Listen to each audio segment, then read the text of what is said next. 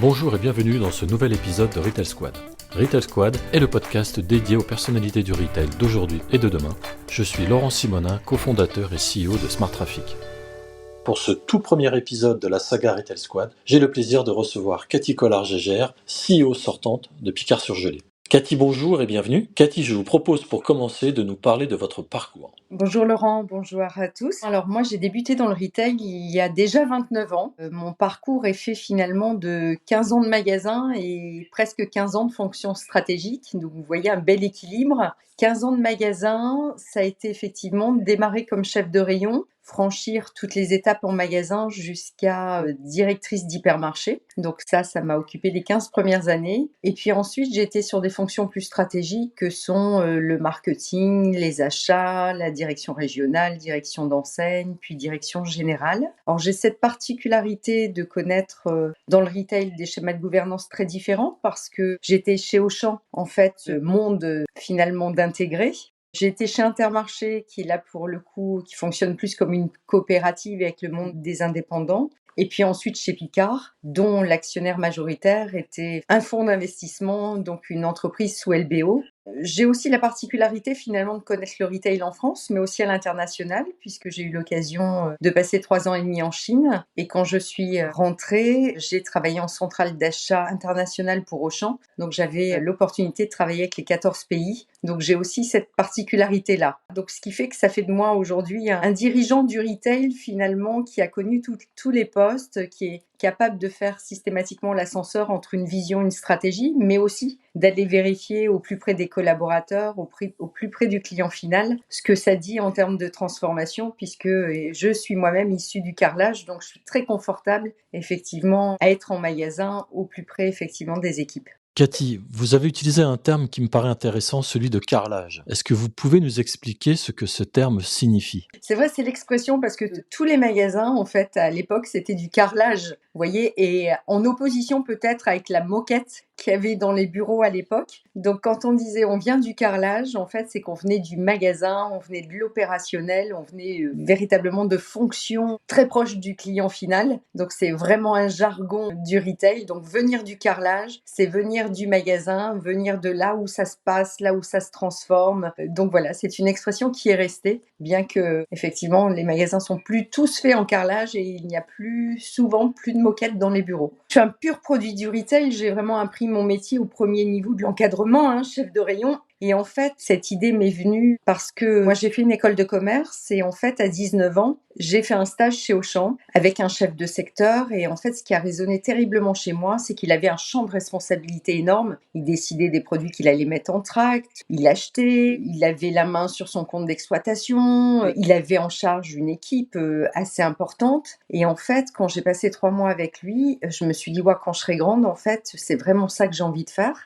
Donc, quand j'ai eu fini mes études, tout naturellement, je suis allée postuler effectivement dans la distribution. Et c'est marrant parce qu'à l'époque, elle n'avait pas du tout bonne presse. Et je me souviens à l'école, on me disait « Ah mais non, Cathy, t'es une bonne élève. Fais finance, enfin pars dans la finance, mais pas dans la grande distribution qui est plutôt presse citron. » C'était comme ça qu'on appelait la distribution à l'époque, n'avait pas effectivement bonne image. Et pour autant, moi, ça avait vraiment résonné chez moi à 19 ans, donc 23 ans, quand j'ai été dans le monde du travail, j'ai postulé tout naturellement chez Auchan. Étant nordiste d'origine, effectivement, cette belle maison voilà, qui a vu le jour dans le Nord, ça faisait complètement sens pour moi. D'accord. Alors, depuis que vous avez fait vos premiers pas dans l'univers du retail et jusqu'à votre dernier poste chez Picard, notamment, comment avez-vous vu évoluer ce retail et est-ce que vous arrivez à pouvoir identifier quelques axes vraiment importants de cette évolution? Oui, alors le retail, ce qui est vraiment intéressant, c'est qu'en fait, le retail demande une réactivité au quotidien, va très vite, et c'est vraiment le miroir de la société. Parce qu'on a cette chance, c'est qu'on sert le plus grand nombre sur un besoin qui est finalement essentiel, l'alimentation. Et on l'a vu finalement pendant le Covid, où enfin cette distribution a été reconnue à sa juste valeur. Donc en fait, ça accompagne finalement le retail, toute la sociologie et toutes les évolutions de société. Alors, je dirais les grands faits marquants finalement dans le retail ces 10 dernières années, c'est quand même avant tout, je dirais le digital, puisqu'effectivement nos clients ont commencé avec internet, avec effectivement les différentes applications, à multiplier les parcours de courses. Là où avant, finalement, ils venaient en magasin et souvent le même magasin, bah, aujourd'hui, la vie des gens est un peu plus complexe et puis finalement, donc, commencent leurs courses sur leur portable, viennent ensuite les chercher en magasin et puis font un complément peut-être click and collect. Donc en fait, ça a été accompagner tous ces parcours de course qui finalement a eu de vrais impacts notamment sur nos outils, sur notre transformation digitale, mais aussi sur la supply chain qui finalement doit accompagner tout ce plat de spaghettis finalement qui est devenu le retail. Ce qui est important aussi, c'est qu'on parlait des évolutions de société, c'est qu'effectivement, là où à l'origine on servait quand même des familles et plutôt des familles nombreuses, en tout cas dans le retail, aujourd'hui on sent que les repas se sont de plus en plus fragmentés. On a de plus en plus affaire à des gens qui sont seuls ou à des familles recomposées, qui fait que finalement, dans une même semaine, eh bien, on a des gens qui vivent des situations différentes. Vous pouvez être célibataire la semaine parce que vous travaillez loin de chez vous. Vous pouvez effectivement être à 2 le vendredi parce que vous retrouvez votre conjoint et puis à 7 le dimanche parce qu'effectivement les enfants reviennent à la maison. Et pour ça, vous avez besoin effectivement de fréquenter différentes enseignes ou différents formats, le supermarché, l'hypermarché ou peut-être le e-commerce, et surtout des plats qui finalement sont passés beaucoup de plats familiaux à des unités plus individuelles. Donc là aussi, toutes les tendances de consommation étaient extrêmement différentes. Et puis, on a vu aussi évoluer la prise de conscience, en tout cas en disant ma santé, le lien entre ma santé et ce que je mange ou ce que je bois en l'occurrence, est très important. Donc, depuis 10 ans, on a eu de cesse finalement d'aller travailler le bien manger. Donc, en magasin, en retail, ça s'est traduit aussi par des métiers finalement, des métiers de bouche qui ont pris beaucoup d'ampleur dans les mètres carrés des différents magasins parce qu'on a voulu de plus en plus travailler le frais, le rendre accessible à tout à chacun. Donc, ça aussi, ça fait partie des évolutions de consommation qui ont été extrêmement importantes. Et puis, je dirais, ces 10 dernières années, il y a quand même eu pléthore d'enseignes aussi qui se sont multipliées. Donc, une concurrence très active, très intense. Et donc, je pense qu'un enjeu des 10 dernières années, là aussi pour les enseignes, ça a été de construire sa raison d'être. Pourquoi finalement on va dans une enseigne plutôt que dans une autre? Donc, il y a une vraie prise de conscience de travailler sa différenciation, sa raison d'être, qui s'est traduit souvent par comment je travaille ma plateforme de marque et donc ma plateforme de communication et comment finalement je fais la différence par rapport aux autres. Et ça, c'est extrêmement important. Et puis, je dirais peut-être plus récemment, c'est aussi de se dire: «Mais ce client, finalement, il est complexe, il est multiple et puis c'est pas on sert pas des clients, mais on sert une somme de clients individuels et que ce client, bien, il faut le connaître, le reconnaître pour lui faire vivre une expérience inimitable». Et en plus, bien qu'on fasse partie de communautés, de tribus, quand on est un individu, on aime bien aussi être traité de manière très personnalisée. Et donc, ça a été toute l'introduction de la data qui, effectivement, grâce à nos cartes de fidélité, à nos tickets de caisse, nous donne beaucoup d'informations sur chacun des clients et nous permet finalement d'avoir une communication plus ciblée. Là où on était dans du mass market, on appelait la même communication pour tout le monde, eh bien, on a vu aussi ces dernières années commencer à avoir des communications très ciblées qu'on appelle le CRM pour justement prendre en compte les habitudes de consommation, les habitudes de vie et comprendre finalement ce que vit le client pour être au plus juste, en tout cas dans l'offre et dans la proposition qu'on va lui faire. Voilà essentiellement, je dirais, les grosses tendances des 10 dernières années qu'on a pu observer. D'accord. Je voudrais qu'on s'arrête 2 minutes sur la complexité des nouveaux comportements clients, car effectivement, c'est une réalité. À votre sens, qu'est-ce que la technologie a impacté dans cette complexité? Je prends un exemple. Est-ce que, par exemple, l'émergence du téléphone portable et notamment sa puissance grandissante fait partie de cette complexification du parcours client? En tout cas, fait partie intégrale du parcours client. C'est-à-dire que le téléphone portable est même devenu le premier device, le premier outil finalement sur lequel on engage les courses. Avant, c'était l'ordinateur. Maintenant, c'est devenu le téléphone. D'où la nécessité effectivement de travailler son application, de faire en sorte d'avoir beaucoup de téléchargements, d'être interactif avec le client. Donc ça, c'est extrêmement important pour effectivement lui pousser des offres qui, d'une part, lui correspondent à sa vie, mais aussi lui pousser au bon moment. On travaille même aujourd'hui, est-ce que finalement je vais vous pousser une offre le matin tôt parce qu'on sait que vous allez régulièrement ouvrir le matin tôt les offres qu'on vous pousse, ou plutôt entre midi et 2, ou plutôt le soir.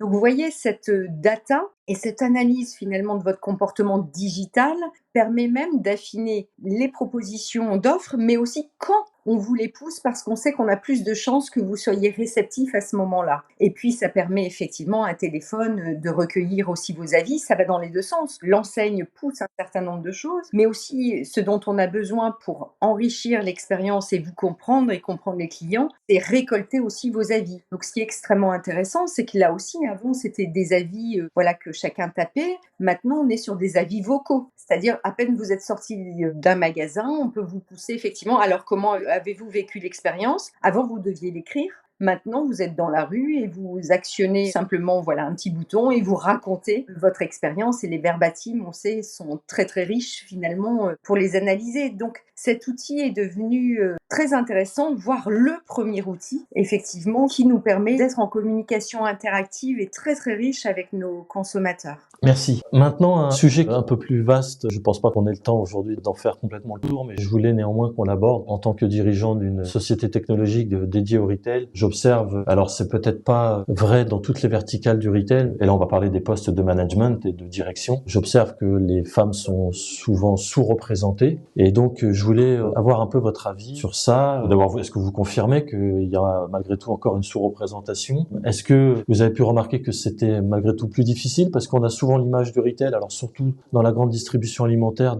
d'un univers assez masculin. Je parle encore une fois, non pas quand on est au niveau du carrelage, mais de la moquette, là, comme vous l'exprimiez tout à l'heure. Voilà, je voudrais vous entendre un peu sur la place des femmes dans les organes dirigeants de grandes enseignes. Ça a toujours été une réalité. Moi, en tout cas, quand j'ai débuté, c'était plus qu'une réalité. Quand j'ai été nommée directrice d'hypermarché, nous étions 3 directrices d'hypermarché sur toute la France. Donc, c'est pour vous dire. Et puis, je peux vous dire que le parcours pour y arriver, il a fallu que je sois excellente dans tous mes postes pour être sûre de pouvoir grandir. Et je pense que ça a mis certainement plus de temps que certains hommes. Et pour autant, je n'avais pas démérité parce qu'il a fallu me tester en commerce, il a fallu me tester en caisse, etc. Alors que des hommes ont des fois un parcours beaucoup plus ascensionnel. Et je vous dis même pas pour arriver au poste de PDG que j'ai été chez Picard. Le parcours, effectivement, il a fallu que je teste différents métiers jusqu'à aller m'expatrier en Chine, puis finalement partir et aller tester une autre enseigne pour tenter effectivement de grandir. Donc oui, c'est un parcours très complexe pour les femmes. Je pense qu'en fait, il y a 2 raisons à cela. Il y a une première raison qui est quand même, c'est un entre-soi masculin. Ça a toujours été plus confortable pour les hommes de nommer un homme parce que voilà, on se connaît, on sait comment on réagit et puis c'est plus facile pour un homme d'aller manager effectivement un autre homme et que ça a souvent été, je trouve, presque des fois beaucoup de camaraderie, en tout cas beaucoup de réseau et ce qu'on sait pas bien faire quand on est une femme. On sait pas travailler son réseau, on sait pas aller inviter un homme spontanément à dire voilà, allez, on boit un verre ce soir après le boulot ou au restaurant. Moi, je sais que j'étais très gênée de faire ça par le passé parce que c'était équivoque, ça pouvait prêter à quelques ambiguïtés. Je me suis retrouvée dans des situations vraiment ambiguës et que je n'avais pas voulu provoquer ça. Donc le réseau a travaillé pour une femme, peut-être un peu moins aujourd'hui, mais en tout cas à l'époque, c'était très complexe. Et or, c'est quand même le réseau qui faisait que, voilà, on nomme plus facilement les gens qu'on connaît, et on sort pas de sa zone de confort pour le coup. Donc ça, c'est vraiment l'entre-soi masculin qui existe quand même, et qui a vraiment beaucoup existé. Et puis je pense qu'il y a une deuxième raison, c'est qu'il y a aussi des femmes qui ne sont pas prêtes à endosser ces postes à responsabilité qui prennent beaucoup de temps. Enfin, la grande distribution est un métier dur, est un métier prenant. Quand vous êtes en hypermarché, en fait, c'est 24 heures sur 24 que vit votre hypermarché. Vous avez des équipes qui arrivent à minuit pour faire le pétrin, les boulangers. Vous avez effectivement des gens qui implantent la nuit. Vous avez des métiers très variés. Vous managez des hôtesses de caisse, vous managez des boulangers, vous managez des bouchers, des services de sécurité, des gens qui remplissent les rayons, manutentionnaires. Donc ça nécessite aussi effectivement de l'engagement. En tout cas, et puis le magasin est ouvert 7 jours sur 7 là aussi, et moi il m'est arrivé quand j'étais directrice d'hypermarché d'avoir un feu qui démarrait à minuit en boulangerie, vous avez votre téléphone sur la table de nuit et puis vous y allez quoi. Donc ça nécessite à des renoncements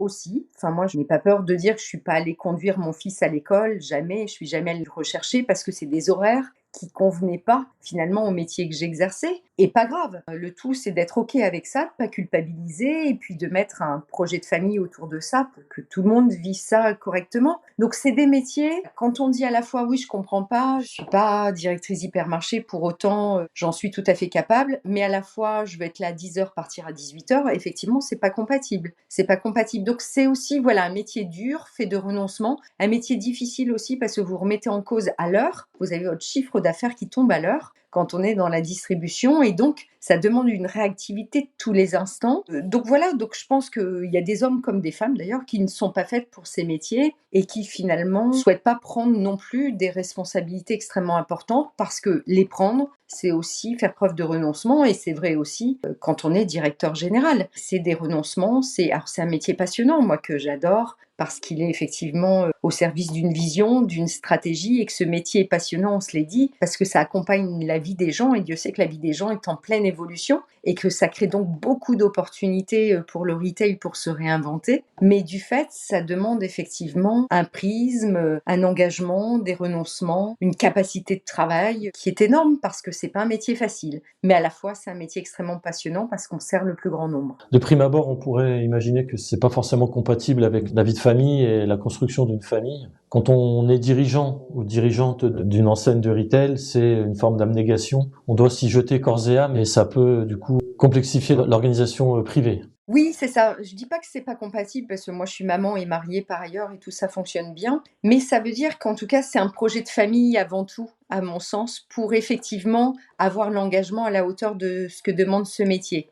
Et puis surtout, c'est être honnête avec soi-même en disant est-ce que je suis OK avec ça, avec ces renoncements? Voilà, pas les conduire ses enfants à 9h du matin ou aller les chercher à 16h. J'avais une discussion hier justement avec une femme qui me disait mais moi ça, je suis pas prête à renoncer à ça. Et je me dis mais voilà, c'est la vérité de chacun qui est importante, vous voyez? Et chacun a des moteurs différents. Donc je pense que voilà, il y a des femmes qui ne souhaitent pas prendre ce poste-là parce que c'est pas un projet de vie, c'est pas un engagement effectivement qui leur corresponde et donc elles s'arrêtent à des postes peut-être hiérarchiquement plus bas dans le retail. Il y a cette raison-là. Et puis l'autre raison, c'est quand même il y a des hommes qui n'ont pas fait confiance à certaines femmes, qui ont nommé que des hommes dans l'entre-soi parce que c'est plus confortable, parce qu'effectivement, cet engagement, ils pensaient que certaines femmes n'étaient pas capables de l'avoir, pas capables de créer du résultat. Or, des gens finalement comme moi et bien d'autres femmes, on est en train de montrer que non seulement on est capable d'engagement, mais on est capable de réinventer des modèles. Voilà, je viens de mener une grosse transformation effectivement chez Picard. Là où je quitte l'enseigne, c'est quand même effectivement un chiffre d'affaires à plus 20, une profitabilité à plus 30 et 2,5 millions de clients supplémentaires. Donc vous voyez une vraie création de valeur. Donc en fait, on a besoin,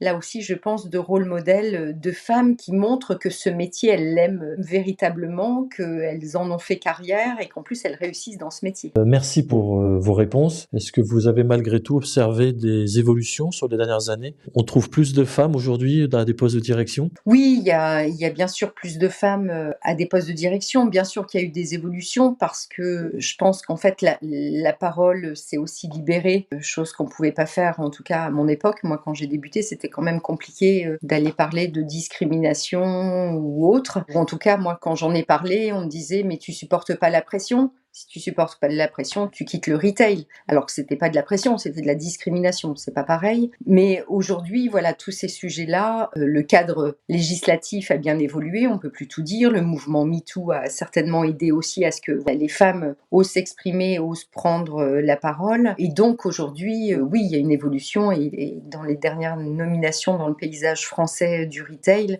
on a vu bon nombre de femmes arriver. Et je pense que voilà, c'est bien, mais il faut aussi que les femmes choisissent ce métier-là. Et puis je pense quand on est une femme et qu'on arrive à la tête d'une direction générale, ce qui a été mon cas, notamment chez Picard, ça a été comment on impacte aussi la société pour faire évoluer les choses, maintenant qu'on a le pouvoir de le faire. Parce que moi, je me dis que je l'ai subi un temps, comment, quand j'ai été directrice générale, j'ai impacté, j'ai changé les choses. Ça a été, par exemple, faire en sorte de rattraper, moi, les salaires des femmes qui étaient décalés par rapport aux hommes. Donc ça, avec ma DRH, on a su le faire en 3 ans, ce qui fait qu'on a un indice de parité chez Picard qui est aujourd'hui à 99%, qui est exceptionnel. Moi, j'ai construit mon comité de direction en ayant 50% de femmes, 50% 50% d'hommes. Donc c'est après aussi de se dire finalement, quand on est les premières femmes à arriver à ces postes-là, comment finalement on change les choses et on fait évoluer et on impacte avec le pouvoir qu'on a dans le bon sens cette société aussi. Parce que voilà, il ne s'agit pas finalement que ce soit le combat d'une vie et quand vous avez le pouvoir de changer les choses, vous ne le faites pas.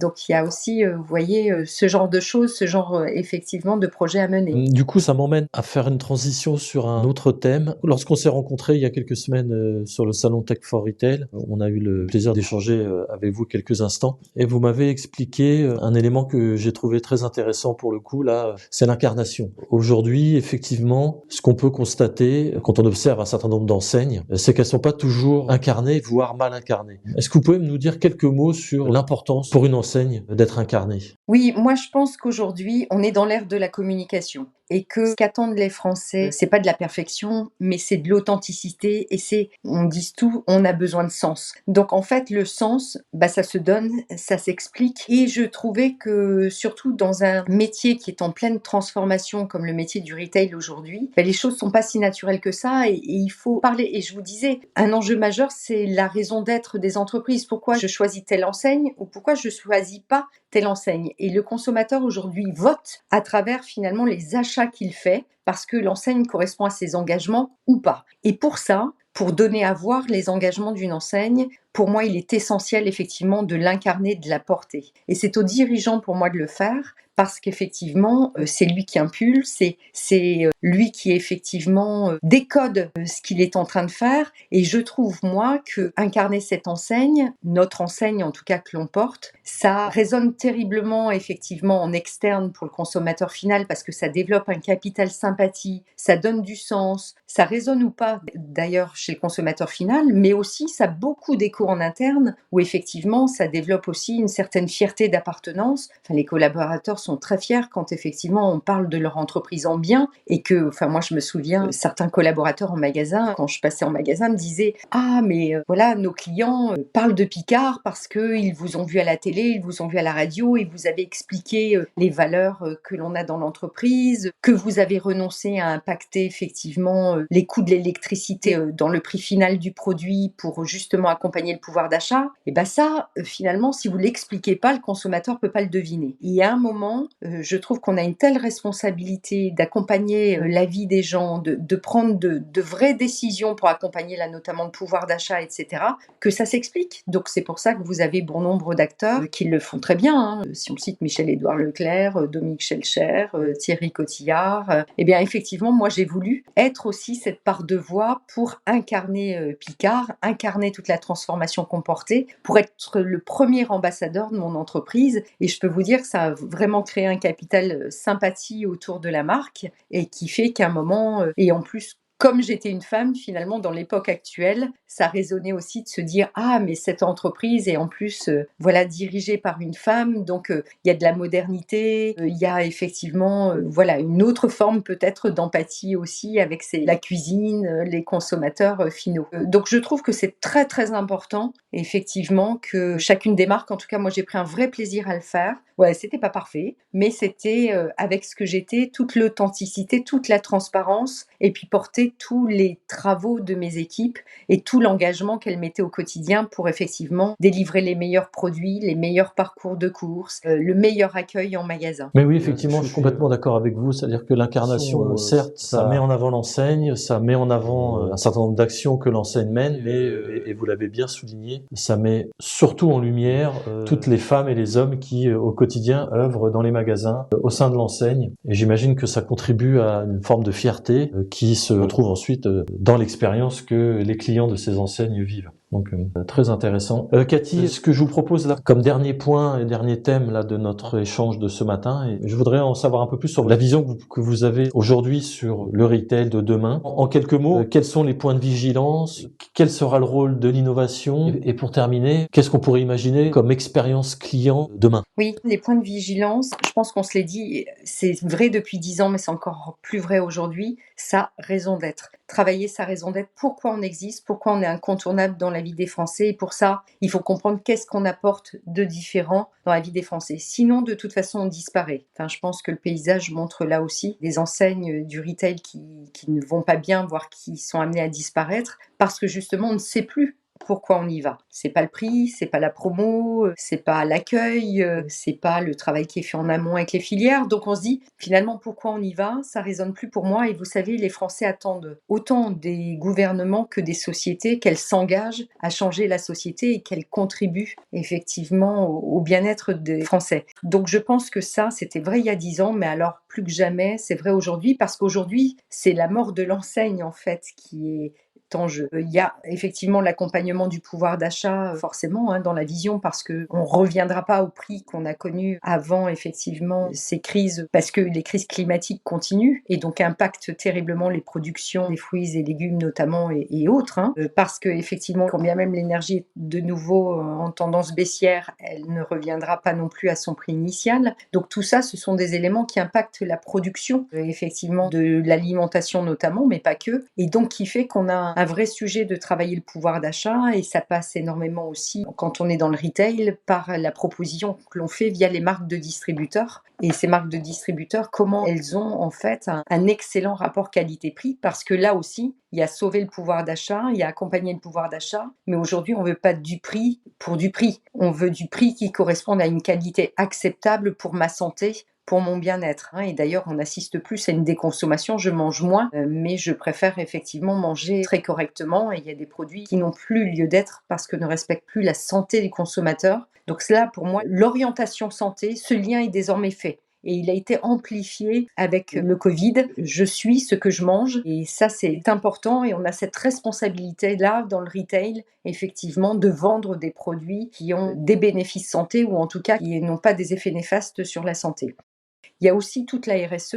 Là aussi, on voit bien effectivement les impacts, je pense on les mesure tous les jours désormais, les impacts de l'environnement, et qu'on a une empreinte, en tout cas quand on fait du retail, sur le sujet. Donc c'est comment on embarque là aussi toute notre chaîne de valeur, donc dans les recettes de nos produits, quand on fait des marques de distributeurs, dans la cartographie de nos fournisseurs et du sourcing, quand effectivement on choisit les fournisseurs avec lesquels on veut travailler, dans notre empreinte carbone aussi, à travers nos modes de livraison, de supply chain, etc., dans notre consommation d'énergie en magasin, et puis aussi dans les actions solidaires qu'on a vis-à-vis du client final. Donc vous voyez, pour moi, le projet RSE d'une entreprise est désormais cœur dans le projet d'entreprise, parce qu'il embarque tous les maillons d'une chaîne de valeur.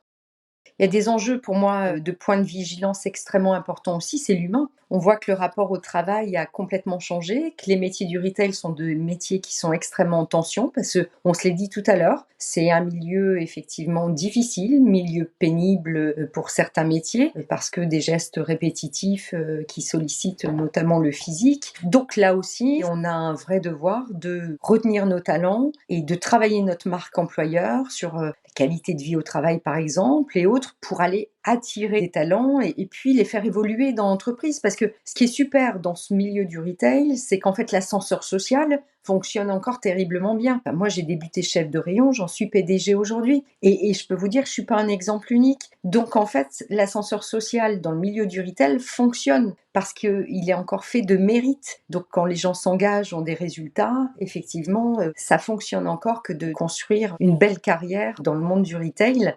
Et puis, je dirais, peut-être là, dans l'expérience client, si j'enchaîne, il y a effectivement l'expérience client. Ce qui est intéressant, c'est que le magasin, pour moi, n'est pas mort. Parce qu'on l'a dit, mort, pas mort, mort, pas mort. Il n'est pas mort, mais pour faire vivre une expérience client intéressante, effectivement, en magasin, d'une part, et puis sur le digital, d'autre part, mais en magasin déjà, c'est qu'effectivement, pour ça, il faut vraiment avoir des services marketing robustes. Parce que le marketing, c'est quoi ? C'est connaître et comprendre la vie des gens. Et au plus on la comprend, au plus effectivement on apporte la bonne expérience aux clients. Et ça fait le lien avec ce que je disais humainement avant, c'est-à-dire que pour faire vivre cette expérience en magasin, on a besoin d'humains. Vous savez, moi, au plus j'ai vu arriver les magasins Go, c'est-à-dire que des caisses et plus personne pour accompagner le client, au plus moi j'ai mis de l'humain, notamment chez Picard ces derniers temps, quand on a retravaillé le nouveau concept magasin. En fait, on a finalement sacralisé la zone de relation de notre client. On y a mis aussi de la dégustation pour effectivement cette expérience, elle soit différenciante de ce qu'on vit sur le digital. Parce que sur le digital, c'est aussi une belle expérience client qu'on doit lui faire vivre, sans couture, que l'on passe de son ordinateur au magasin, où on a parlé tout à l'heure du téléphone portable. Ça doit être très très fluide, et d'un client omnicanal, ça doit être effectivement un client aujourd'hui unifié. C'est-à-dire que quel que soit le canal qu'il utilise, on doit le reconnaître, ce client-là, et on doit lui faire vivre quelque chose finalement sans couture. Et donc pour moi, les deux, physique et digital, ne s'opposent pas, mais c'est vraiment la culture du « et » qu'il faut avoir. Vous voyez, moi chez Picard, au plus on a transformé le digital, et au plus on a ouvert des magasins, une 40aine par an. C'était pas l'un plutôt que l'autre, c'était les deux en même temps. Et il se trouve que en faisant ça, finalement, un client omnicanal dépensait 2 fois plus finalement qu'un client qui avait choisi un seul canal d'expérience. Donc l'expérience, elle est vraiment multiple, mais pour ça, on en revient à la data. Il faut connaître son client, il faut engager ses équipes effectivement à comprendre ce client et vouloir lui faire vivre quelque chose d'inimitable sur le sujet. Donc pour ça, ça passe aussi par de l'innovation, et à mon sens, au plus les temps sont durs, moi j'assistais, j'étais membre de jury il n'y a pas très longtemps sur de l'innovation produit, et je pense que c'est la première année où il y avait finalement moins d'innovation, parce que les temps sont durs, parce que on était tous centrés sur accompagner le pouvoir d'achat, etc. Mais pour autant, je trouve qu'on doit pas freiner l'innovation produit, parce que c'est ça aussi qui crée la différenciation. Et notre responsabilité en tant que dirigeant du retail, c'est répondre au quotidien dans un contexte qui est plus que challengé. On est en permacrise, crise du Covid, crise du pouvoir d'achat, crise de l'énergie, crise climatique. Donc on est effectivement en permacrise, mais on a la responsabilité avec notre deuxième jambe de construire demain. Et construire demain, ça va par de l'innovation. Alors l'innovation produit, cela aussi, comment on accompagne les différents moments de vie. On voit qu'on a parlé de la santé, donc nos produits doivent être orientés santé, mais pas que. On voit le vieillissement de la population, on voit effectivement, on se l'est dit, des familles assez fragmentées, mais on voit aussi un bon nombre de régimes alimentaires qui commencent à apparaître. Et comment on les accompagne, ces régimes-là, parce qu'il y a de plus en plus d'allergies, effectivement, à un certain nombre de choses. Donc tout ça passe par de l'innovation produit, mais c'est aussi effectivement de l'innovation de parcours de course, on se l'est dit, de l'innovation de format de magasin,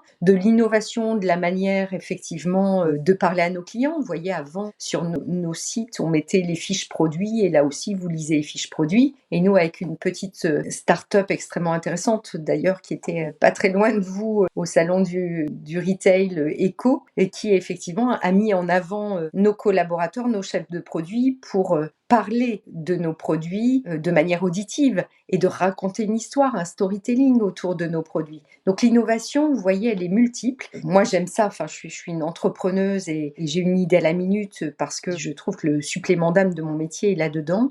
C'est aussi notre responsabilité de dirigeant, c'est comment effectivement on fait en sorte que nos équipes portent tous de l'innovation, osent effectivement innover. Et donc ces derniers temps chez Picard, j'avais eu l'occasion de travailler avec mes équipes pour mettre effectivement toutes nos équipes en situation d'innover, d'abord en permettant l'erreur. Je pense que là c'est important, parce que innover n'est pas une science exacte, et que si vous ne permettez pas à vos équipes de faire des erreurs, alors ils ne vont plus jamais oser innover et faire des choses. Donc ça, c'est important. C'est la première condition de l'innovation, c'est permettre l'erreur. L'innovation, la deuxième condition, c'est à mon sens de faire en sorte aussi de tester sur une granularité telle qui ne met pas en danger en fait votre entreprise, mais qui vous permet là aussi de dire un projet est bon pour un client, cette innovation, ou au contraire, rencontre pas son public, et donc on doit avoir l'humilité aussi d'arrêter une innovation quand elle fonctionne pas. Ce bon nombre d'innovations, des fois parce qu'on y a mis tellement de soi, on n'ose pas l'arrêter parce qu'on se dirait c'est un échec personnel. Donc il y a une vraie qualité pour moi qui accompagne l'innovation, c'est l'humilité.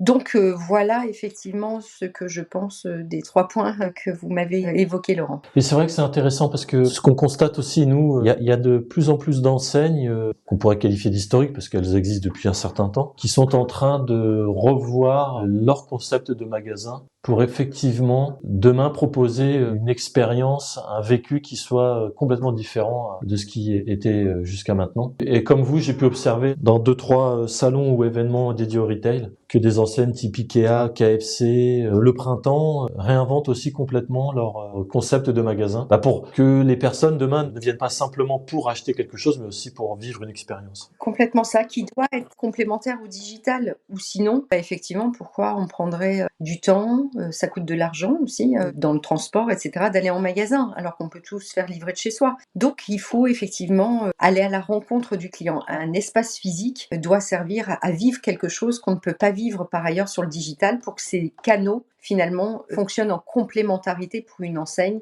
et viennent pas se cannibaliser. Exactement. Et puis à la fin, si on veut réellement implanter une enseigne durablement, ça ne peut passer que par le point de vente physique et la représentation. Oui, et en fait, on s'aperçoit que les pure players cherchent du carrelage et quand on était un métier originaire que physique, on s'est mis effectivement à opérer notre transformation digitale et ceux qui ne le font pas, effectivement, se coupent d'une vraie part de marché de leur marché. Donc en fait, c'est les deux en fait qu'il faut traiter, c'est les deux et avoir l'intelligence de dire que sert l'un, que sert l'autre et surtout d'avoir un client qui est du fait une donnée client qui est unifiée dans ces deux univers-là, qui fait qu'au bout du bout, c'est sans couture pour le client et que selon ses moments de vie, comme on se l'est dit, qui sont multiples, je suis pressée, je suis pas pressée, je suis tout seul, je suis en famille, j'ai des difficultés de pouvoir d'achat, ben là j'en ai un peu moins. Comment je suis en vacances et pour autant je veux retrouver mon enseigne. Comment tout ça, dans cette vie qui est très multiple, qui a changé et très vite, en tout cas de ce qu'on a pu vivre de la génération de nos parents et de nos grands-parents, mais effectivement, comment on accompagne notre métier à nous, c'est comment on accompagne ces évolutions de société. C'est exactement ça, parfaitement. Super Cathy, merci beaucoup, encore un grand merci pour votre participation à ce nouvel épisode de Retail Squad.